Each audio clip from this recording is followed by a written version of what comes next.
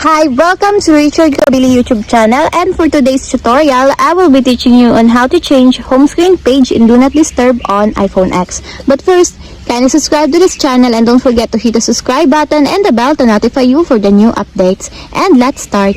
Using your iPhone X from your home screen, first go to Settings. Then in the settings, scroll down and click the Focus. Then in the Focus, choose the Do Not Disturb. Then in the Do Not Disturb, go to Customize Screen section, then click this one. Then in this part, you can choose a home screen page that you want to appear in your home screen. For example, you want to appear this one on your home screen. Just click this small circle until there's a check mark on the side. And this page will only appear on your home screen. And if you want also to appear this in your home screen, just click again the small circle until there's a check mark on the side. And these two will appear on your home screen page.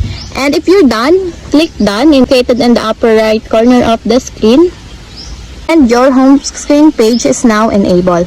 And that's it. We have successfully changed home screen page and Do Not Disturb on iPhone X.